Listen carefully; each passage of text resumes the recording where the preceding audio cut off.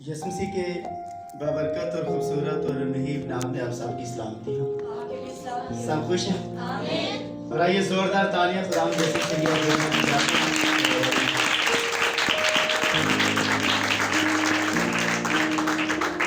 हम खुश क्यों हैं? क्यों हम खुश हैं? क्यों हमारा दिल शादमान है?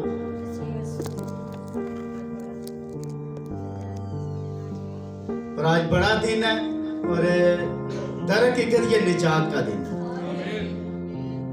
बड़ा दिन जुग्राफिया लिहाज से सबसे छोटा दिन है, जुग्राफिया लिहाज से, लेकिन निजात के लिहाज से ये सबसे बड़ा दिन और उत्तम दिन है।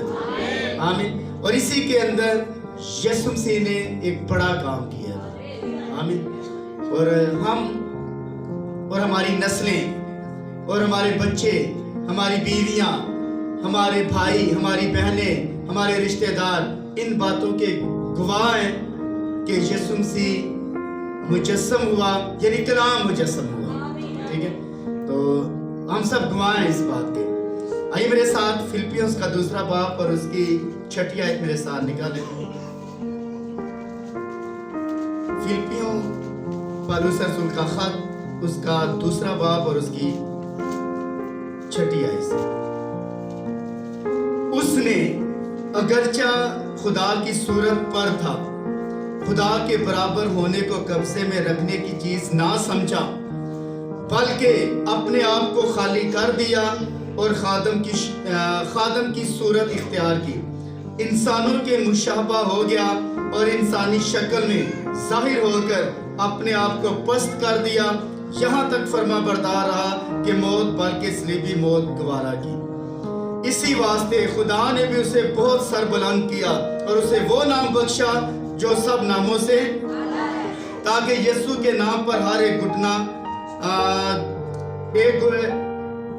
ताकि यीशु के नाम पर हर एक घुटना झुके, ख्वा आसमानियों का हो, ख्वा उनका जो जमीन के नीचे हैं, और खुदा बाप के जलाल के लिए हर एक जुबान इकरार करे कि यीशु मसीह खुदावंद है। आमीन। कलाम मुकद्दस का पढ़ा जाना हम सबों के लिए बरकत का बाइस। सब तशरीफ रखें।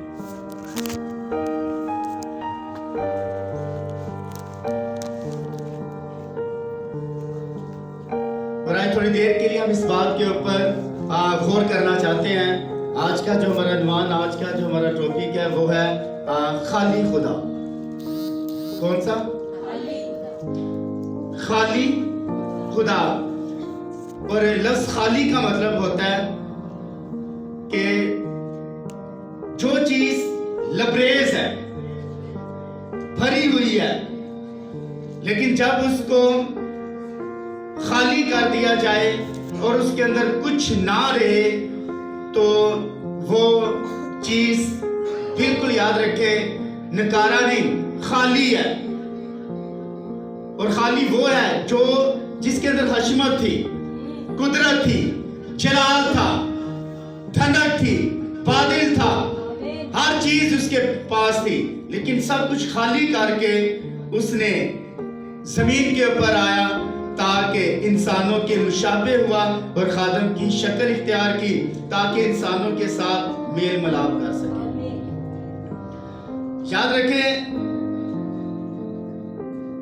वर्ल्ड इंसाइक्लोपीडिया और साइंटिस्ट इस बात की तस्दीक करते हैं कि इंसानी दिमाग की जो स्पीड है, इंसान के दिमाग की जो स्पीड है, फी घंटा की रफ्तार से चलती है।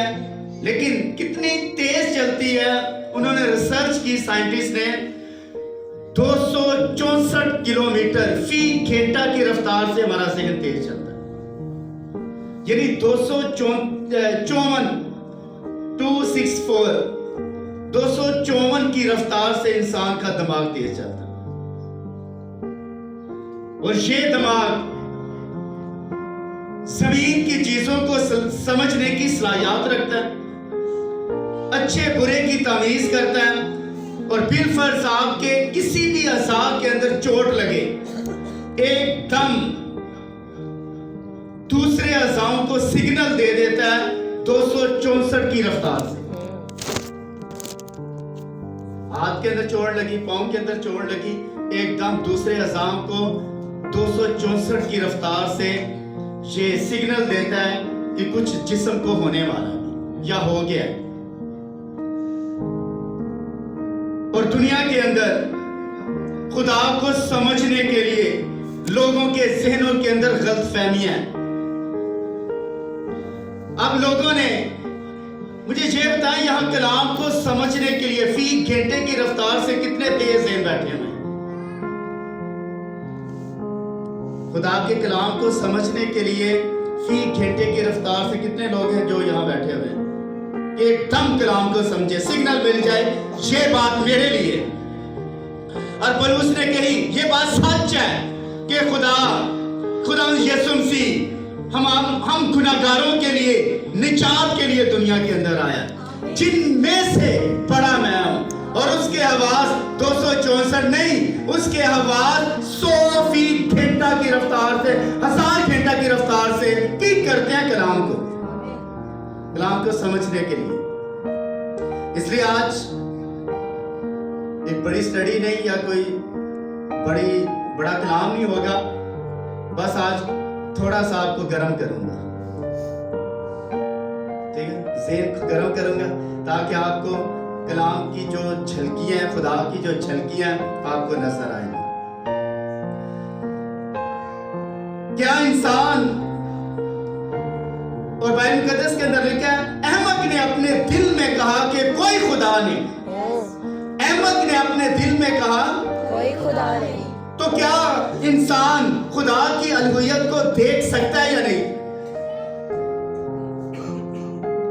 क्या इंसान खुदा की अलूहियत को देख सकता है या नहीं? देख सकता है या नहीं? आजम साहब देख सकता है या नहीं? अमीर साहब देख सकता है या नहीं? क्या इंसान अलूहियत को देख सकता है या नहीं? सुनिए, अलूहियत कभी भी देखी नहीं जा सकती। और अलूहियत जो है ये खुदाबंदी है, और खुदा को कोई देख नहीं सकता। अलूहियत मुजस्सम हुई है तो फिर आपने अलूहियत को देखा है। और जब तक अलूहियत मुजस्सम ना होती, और अलूहियत कैसे बनती है? तमाम अलकाब, सारे अलकाब, जितने भी अलकाब है, अल्फा, ओमेगा, आखिर और इंतहा, और कादरे मुतलिक, जो था, जो है, जो आने वाला है, यानी जितने भी अलकाब है, जब इनको इकट्ठा किया जाता है अलूहियत बनती है सर। तो अलूहियत जो है, लिखा है अलूहियत की सारी मामूरी यीशु मसीह में मुजस्सम है। आमीन। इसके अंदर यीशु मसीह में। तो अलूहियत अनदेखी चीज है। अलूहियत अनदेखी, क्योंकि अलूहियत जो है ये मफोकुल फितरत है। अलूहियत क्या है? मफोकुल फितरत है। लिहाजा यीशु मसीह अलूहियत नहीं है। यीशु मसीह अलूहियत नहीं है। यीशु मसीह के अंदर याद रखें अलूहियत थी। यीशु मसीह अलूहियत नहीं है, यीशु मसीह के अंदर अलूहियत है। आमीन। इसलिए तो लोगों ने कहा ये खुदा होते हुए मर कैसे गया? ये खुदा होते हुए जो अपने आप को खुदा ठहराता है या अपने आप को खुदा के बराबर जानता है, ये मर किस तरह गया? और ये भी हजम करना बड़ा मुश्किल है। अलूहियत जो है ये मुजस्सम नहीं हो सकती।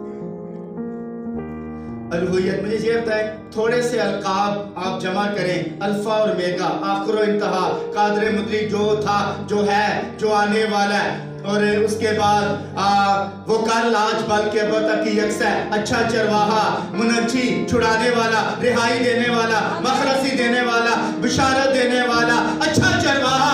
तो ये जितने भी अलकाब आप इकट्ठे कर ले, आप उसे मुजस्सम कर सकते हैं।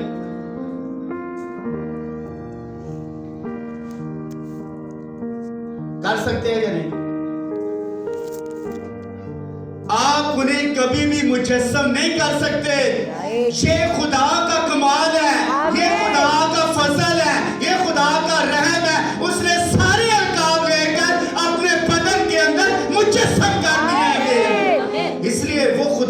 सर बदन में रहते हुए यीशु मसीह खुदा था और उसके कामों ने बताया सर कि ये वाकई खुदा है। और हमेशा एक बात याद रखें,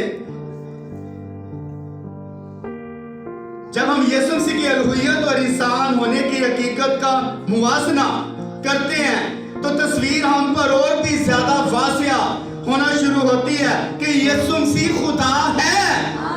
यीशु मसीह खुदा, और बाइबल मुकद्दस के अंदर लिखा है हर एक जुबान इकरार करे, हर एक जुबान, जितने भी कौमें हैं, हर एक जुबान इकरार करे कि यीशु मसीह खुदा है। यीशु मसीह खुदा है। हम इकरार करते हैं, हमारा दिल, हमारा ज़हन, हमारी सोच, हमारे ख्यालात, हमारे ख्वाब, हमारी रोया, हर चीज साबित करती है कि वो खुदा है। हमारी जुबान इकरार नहीं करती, हमारा दिल भी इकरार करता है, हमारी आंखें भी इकरार करती हैं। ईमान दिल से लाया जाता है और इकरार मुंह से किया जाता है। जब हम यीशु मसीह के ऊपर ईमान लाते हैं उसके बाद मुंह से इकरार करते हैं कि वो खुदावंद है। आमीन। यीशु मसीह इलाही जात है या नहीं? यीशु मसीह इलाही जात है या नहीं? और वो खुदा भी है और इंसान भी। ये यीशु मसीह इलाही जात भी है, वो खुदा भी है और इंसान भी है। यीशु मसीह के अंदर जो जिंदगी थी ये कहां से आई थी? यीशु मसीह के अंदर जो जिंदगी थी ये कहां से आई? यीशु मसीह के अंदर जो जिंदगी थी ना तो यहूदियों से आई, ना इस्राएल से आई, ना गैर कौमों से आई, ना किसी इंसान से आई, ना यूसुफ से आई, ना मुकद्दस मरियम से आई, बल्कि उसकी जिंदगी यहोवा पाक खुदा के जरिए से उसके अंदर आई।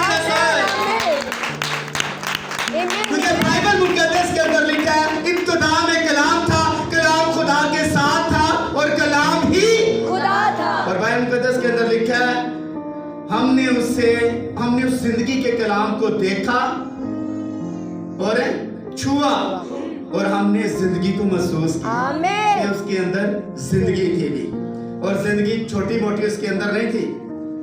मेरी बात समझा? आमीन आमीन। इसलिए खुदा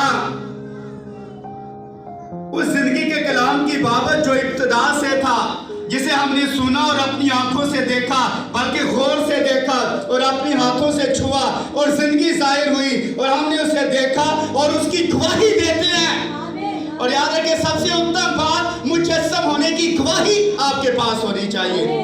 चरनी की शायद आपके पास गवाही हो, बैलों की गवाही हो, अस्तबल की गवाही हो, सराय की गवाही हो, यरूशलेम की गवाही हो, बैतलहम की गवाही हो, लेकिन आपके पास गवाही कौन सी होनी चाहिए? हाँ, गवाही आपके पास क्या है? क्राइस्ट मास लफ्ज इस्तेमाल किया जाता है, इसका मतलब होता है क्रिसमस, और क्रिसमस का मतलब होता है इबादत का दिन। और ये मुकद्दस घड़ी का दिन है, ये मुकद्दस घड़ी है सर, और इसके अंदर निजात का काम हुआ है सर। आज दाऊद के शहर में तुम्हारे लिए एक मुनज्जी पैदा हुआ है। इसलिए इसमें कलाम नहीं कि ये भेद पड़ा है, दीनदारी का भेद तो पड़ा है, यानी वो जो जिस्म में ज़ाहिर हुआ और गैर कौमों में उसकी मनादी हुई, फरिश्तों को दिखाई दिया। किसको? फरिश्तों को। क्योंकि याद रखे फरिश्ते कभी भी खुदा को देख नहीं सकते, जितने मर्जी पाक हैं और उनकी जात के अंदर गुनाह नहीं है। इसलिए बाइबल मुकद्दस के अंदर लिखा है वाकया में वो फरिश्तों का नहीं बल्कि इब्राहिम की नस्ल का साथ देता है। तो खून किसके लिए बह गया? चरनी के अंदर आया किसके लिए? हमारे लिए। बड़ा हुआ किसके लिए? हैकल के अंदर गया किसके लिए? हमारे लिए। जब 30 साल का हुआ किसके लिए? जब वो मनादी करना शुरू कर दी किसके लिए? हमारे। वो मरा दफन हुआ, तीसरे दिन मुर्दों में से जी उठा किसके लिए? हमारे लिए। और फरिश्तों के लिए नहीं सर, फरिश्तों को निजात की जरूरत नहीं है। और सुने, जब आप कलाम की बात करते हैं तो याद रखें फरिश्ते आपकी आवाज के ऊपर आकर आपके कान के पास आकर खड़े हो जाते हैं। जब आप यीशु की बात करते हैं, जब आप निजात की बात करते हैं, जब आप गफारे की बात करते हैं, तो वो आकर आपके पास, क्योंकि आसमान के ऊपर कोई उनको बताने वाला है नहीं है, कोई कलाम सुनाने वाला है नहीं है। बस वो क्या कहते रहते हैं, कदूस। बस यही कहते रहते हैं, इसके अलावा उनकी कोई ड्यूटी नहीं है। ये तो बड़ी आसान ड्यूटी है, सिर्फ कुदूस कुदूस ही कहना सारा दिन।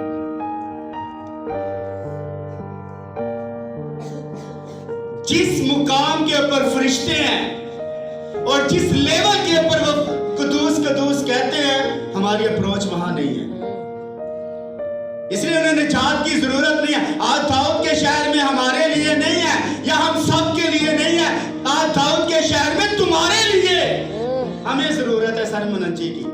इसलिए शमाओ ने कहा, मेरी आंखों ने तेरी निजात दे दी, आमीन। और अब अपने खादम को सलामती से रुखसत कर। और यही है, जब कोई मुबशर, कोई डीकन, कोई एल्डर को महसूस होता है, तो उसके बाद उसे सलामती के साथ वो हमें रुखसत कर देता है। वो दोबारा चर्च महीने बाद आ जाता है, कभी साल बाद आ जाता है, कभी किधर चला जाता है, कभी किधर चला जाता है, पकड़ा ही नहीं देती।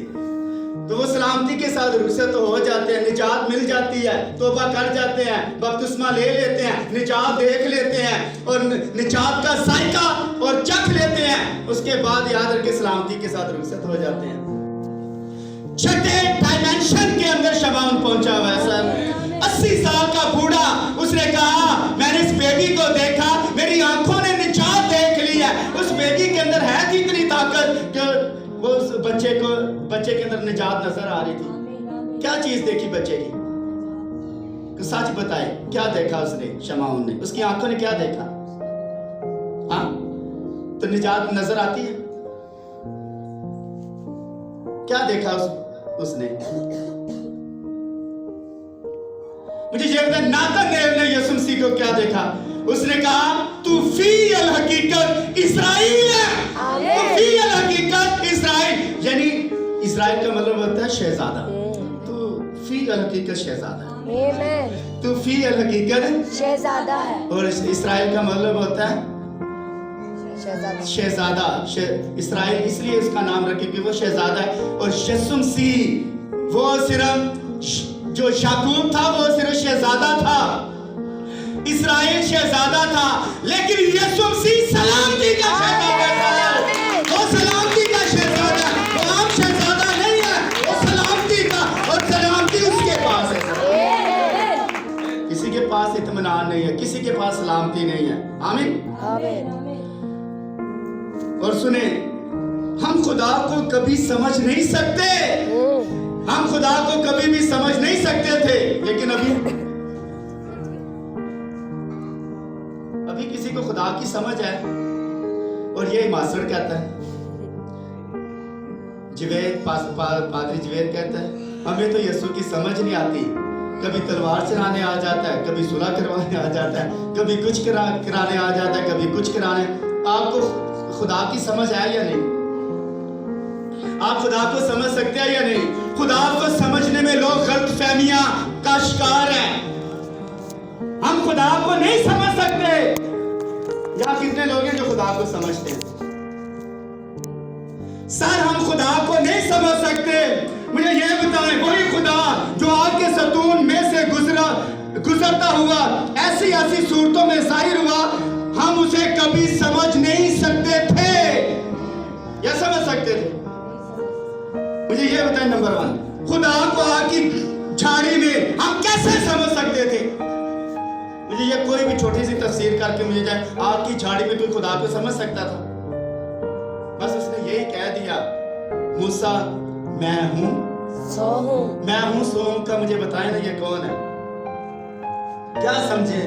मैं हूं सो। उसने कहा कि फराउन जब ये सुनेगा कि मैं हूं सो हूं ने भेजा, तो ये तो कोई नाम ही नहीं है, ये तो कोई पावर ही नहीं है। कैसे वो समझा? आग की झाड़ी के अंदर हम खुदा को कैसे समझ सकते थे? या पुराने हरनामे के लोग समझ सके? नहीं समझ सके। बादल के सतून को कैसे जान सकते थे? तो जान सकता था बादल के सतून के अंदर उनकी रहनुमाई कर रहा है, और बादल के सतून के अंदर मुजस्सम हुआ था वो। आग के सतून में हम कैसे समझ सकते थे? और सबसे उत्तम बात सुने, जिस चट्टान में इसराइल के लिए पानी निकला, इसराइल कैसे समझ सकते थे कि ये चट्टान कौन है? कौन है वो चट्टान? किसने बताया? कौन था वो चट्टान? हाँ, देखो तो उनको क्यों नहीं पता चला वो यीशु है? समझ सकते थे? खुदा को समझ में लोग गलतफहमियों का शिकार हैं। जिस चट्टान में इसराइल के लिए पानी निकला, पौलुस रसूल ने कहा वो चट्टान मसीह था। वो चट्टान मसीह है, जिसे मारा गया, जिसे पीटा गया, वो चट्टान मसीह था। और पता चट्टान को क्यों मारा? क्यों मूसा ने उसके ऊपर लाठी मारी? उस चट्टान ने पहले बार मार खाई, ठीक है, और अब दूसरी बार भी उसने जाकर पीटा।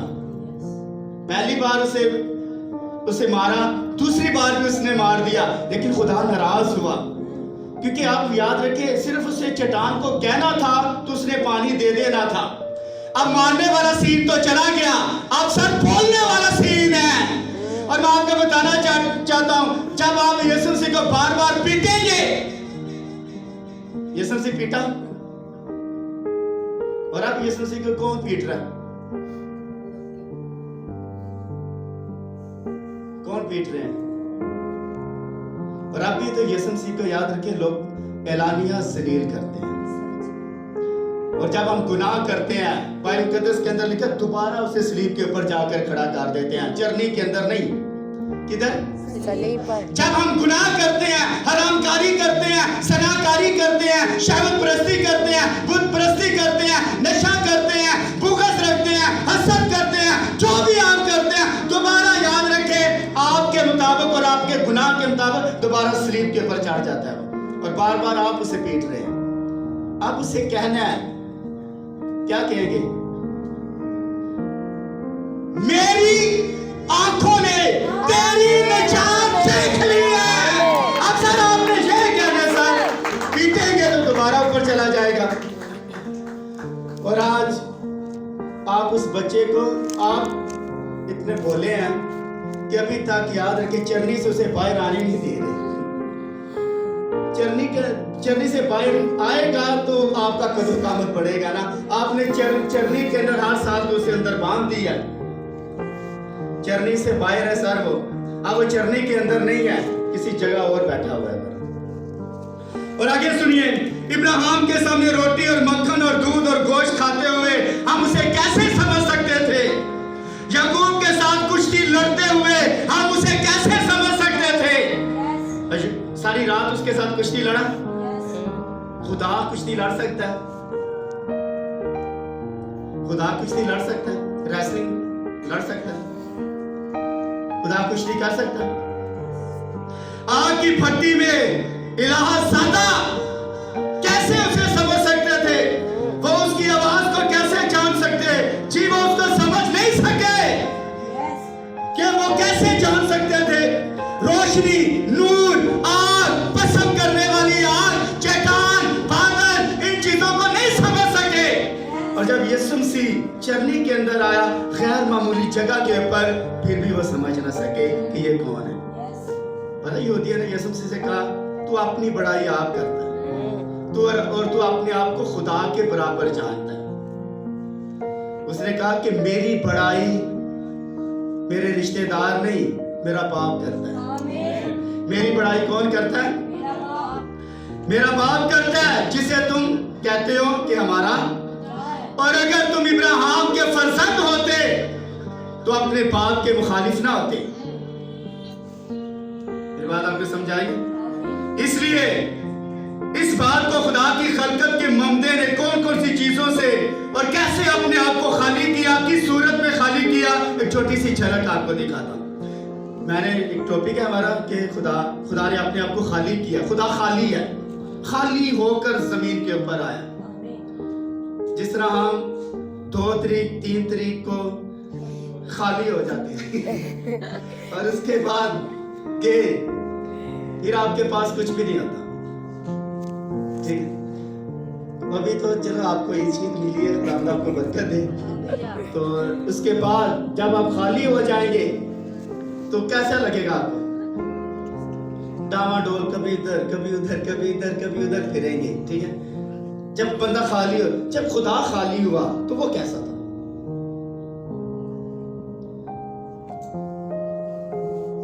जब खुदा खाली हुआ तो वो कैसा था? सुनिए, खुदा नूर है। बाइबल कहती है खुदा नूर है। और यीशु मसीह ने आकर दावा किया, हकीकतन ये दावा है कि यीशु मसीह ने कहा मैं दुनिया का नूर हूं। आमीन। यीशु मसीह भी नूर है। अब मुझे ये बताएं, खुदा जिस फॉर्म के अंदर आसमान के ऊपर है, कोई शख्स उसे देख नहीं सकता और किसी की वहां रसाई है ही नहीं। क्या है? वहां किसी की भी रसाई नहीं है। अब नूर की झलक कोई शख्स बर्दाश्त नहीं कर सकता, ना आसमान पर और ना जमीन पर। और जब याद रखिए नूर समा गया चरनी के अंदर, तो इतना बड़ा खुदा जो लामहदूद है और आसमानों के आसमानों में भी समा नहीं सकता, लेकिन एक छोटी सी चरनी के अंदर आकर वो नूर ठहर गया। अब नूर कहां गया? खाली खाली होकर आया या बराबर? हाँ, खाली। अगर मरियम पास बैठी है, यूसुफ है, चरवाहे आए, बाकी लोग आए, वो पीछे गिरे क्यों नहीं या मुर्दा सा क्यों नहीं हुए? वजह यह है खुदा उस बदन के अंदर पसे पर्दा काम कर रहा था। नूर समा गया, सब हो गया यीशु मसीह के अंदर। और याद रखिए, मैंने कई बार कहा, इल्म मंत्र के मुताबिक और इल्म फलसफा के मुताबिक बड़ी चीज छोटी हो सकती है, लेकिन छोटी चीज बड़ी नहीं हो सकती। और खुदा सबसे बड़ा है। खुदा जब चाहे उसे इजाजत नहीं लेनी पड़ती कि मैं इस रूप के अंदर आऊं या ना आऊं, उसे इजाजत नहीं लेनी पड़ती। जब चाहे किसी रूम में भी आकर अपने आप को जाहिर कर सकता है, क्योंकि बाइबल मुकद्दस के अंदर एनमोर्फा यूनानी ज़बान के अंदर एक लफ्ज इस्तेमाल किया जाता है जिसका मतलब होता है शक्ल बदलना। और खुदा अपना कलाम नहीं बदलता, क्योंकि वो ला तब्दील खुदा है। वो ला तब्दील खुदा है और अपना कलाम नहीं बदलता, क्योंकि वो कल आज बल्कि तक की यकसा है, इसलिए वो कभी भी अपना कलाम नहीं बदलेगा। वो सिर्फ अपना रूप बदलता है सर। तो खुदा नूर है, तो नूर पर्दे में यानी बदन के पर्दे में आकर जम हुआ। खुदा के अंदर खुसूसियात थी, लेकिन जब वो जिस्म बना तो सारी की सारी जो खुसूसियात थी उसके अंदर जम हो गई। उसने कहा आसमान बन जा, तो आसमान बन गए। उसने कहा रोशनी बन जा, तो रोशनी बन गए। लेकिन ये जो बातें हैं, ये जो कलाम था, अब उसके अंदर जम हो गया, क्योंकि अलूहियत सब क्या होगी थी? इकट्ठी हुई। और देखें, खुदा होने की हद को पार किया है। खुदा जिस हद के अंदर है, खुदा ने हद को पार किया है। खुदा जिस हद के अंदर है, तो खुदा की हद, खुदा जिस हद के अंदर है, उस हद को खुदा ने पार किया है। और उसे पार करने के लिए सर उसे टाइम लगा था। उसे खून बनाने के लिए, खून के खुलियात बनाने के लिए, खुलिये बनाने के लिए, हड्डी बनाने के लिए, ब्लड बनाने के लिए, आंखें बनाने के लिए, स्ट्रक्चर बनाने के लिए, हड्डियां बनाने के लिए सर टाइम लगे। आम नहीं था वो। हम समझते हैं कि यीशु मसीह आम है, सर वो आम नहीं है, वो खासो खास है। और याद रखें, पूरी अब्दियत, पूरी कायनात का खुदा सबसे ज्यादा अमीर था। पूरी कायनात का खुदा जो आसमान के ऊपर है, जिसने जमीन बनाई, सितारे बनाए, सियारे बनाए, कायनात बनाई, समुंदर बनाए, दरख्त बनाए, हर चीज बनाई, सबसे ज्यादा अमीर था। कितने प्लाट होंगे खुदा के पास? हाँ? और सब कुछ तो उसी का है। और सुने, लेकिन जब उसने अपने आप को खाली कर दिया तो इतना गरीब था कि उसने खुदा रहम लिया। मरियम का रहम जो था उदार था, अदारा रहम। और कायनात का खुदा, आज तक मैंने इस दुनिया के अंदर कभी भी ऐसा शख्स नहीं देखा कि जो यीशु मसीह से ज्यादा गरीब। पता क्यों इतना गरीब था? पता जिस इलाके के अंदर या जिस जगह यीशु मसीह का घर था, वहां दिबाग एक लफ्ज इस्तेमाल किया जाता है, दिबाग यानी चमड़े का काम करने वाले। दिबाग शमाउन एक लफ्ज है बाइबल मुकद्दस के अंदर इस्तेमाल है। दिबाग कहते हैं चमड़े का काम करने वाले। और एक बहुत बड़ा नाला गुजरता है आज भी नासरत के अंदर, जहां यीशु मसीह का घर था। रिसर्च करके आप देख लेंगे, उसके ऊपर यीशु मसीह का घर था। और वो नाला जब बारिश के सबब से होता तो पूरे जो जितना चमड़े का गंद था वो सारा का सारा यीशु मसीह के घर में से गुजर कर जाता। तो इसलिए नहीं कि यीशु मसीह नाले के ऊपर उसका घर था और आज हमारा भी कॉलोनियों के अंदर नालों के ऊपर ही घर है। बात ये नहीं है, नालों के ऊपर यीशु मसीह का घर था। गरीब था, बड़ा गरीब था, लेकिन हर चीज उसने उधार ली। वो इतना गरीब था कि जमीन पर 33.5 साल खिदमत करने के बावजूद भी जमीन पर कोई चीज उसकी अपनी ना थी। जिस जगह वो पैदा हुआ और जो खुरली या वो उसकी अपनी थी, हाँ, और जिस कपड़े के अंदर लपेटा गया उसकी अपनी थी। जो उसे कील लगे, जो कांटों का ताज उसके सर के ऊपर रखा गया, जो जिस जगह जाता उसका अपना था। बाइबल मुकद्दस के अंदर एक भी चीज यीशु मसीह की जमीन के ऊपर अपनी नहीं थी। यीशु मसीह ने कहा था लुम्बड़ियों के भट्ट होते हैं और हवा के परिंदों के घोंसले। और यीशु मसीह से बेहतर ये जानवर थे, परिंदे थे जिनके घोंसले हैं, जिनकी गारें थी। भट्ट कहते हैं गार को, ये हिंदी ज़बान का लफ्ज है जिसका मतलब गार होता है। इब्ने आदम के लिए लिखा सर धरने के लिए जगह ही नहीं है, कोई उसके पास जगह नहीं थी, सर धरने के लिए जगह नहीं थी। हर चीज उसकी उधार थी, ना घर था। और जब वो कश्ती के ऊपर सफर करता वो भी आधारी थी। और ना जेब के अंदर यीशु मसीह के कितने पैसे होंगे, कोई भी नहीं। नौकरी करता था, सरकारी या दूसरी। यीशु मसीह नौकरी नहीं करते थे, कोई चीज उसकी अपनी नहीं थी, सारा उधार उसने सिस्टम रखा हुआ था। और आज आपको बताना चाहता हूं, पूरी कायनात का खुदा किसके लिए गरीब हुआ? सर पूरी कायनात का खुदा हमारे लिए गरीब हुआ ताकि हम अमीर हो जाए। हम अमीर हो जाए सर, आप याद रखें, कलाम में अमीर हो जाए। लेकिन मुबारक है वो जो दिल का गरीब है। सर अगर आप दिल के गरीब हैं, आप दुनिया के सबसे ज्यादा अमीर शख्स है सर, अमीर शख्स है अगर आप दिल के गरीब है सर। और यीशु मसीह गरीब था फिजिकली और दिल का भी गरीब था। मुबारक है वो जो दिल के गरीब है, क्योंकि वो आसमान की बादशाह को देखेंगे। इसलिए खुदा जो कुछ कर रहा था अपने आप को उसने खाली कर दिया। एक झलक उसकी कोई बर्दाश्त नहीं कर सकता खुदा की। लेकिन जमीन के ऊपर फकीर फरीसी और सारी दुनिया उसे देख रही थी कि ये कौन था। आखिरी बार यीशु मसीह कौन था? कौन था वो? आम शख्स, बड़ाई का बेटा, गमनाक शख्स था, आम शख्स था। नो सर, यीशु मसीह आम शख्स नहीं था सर।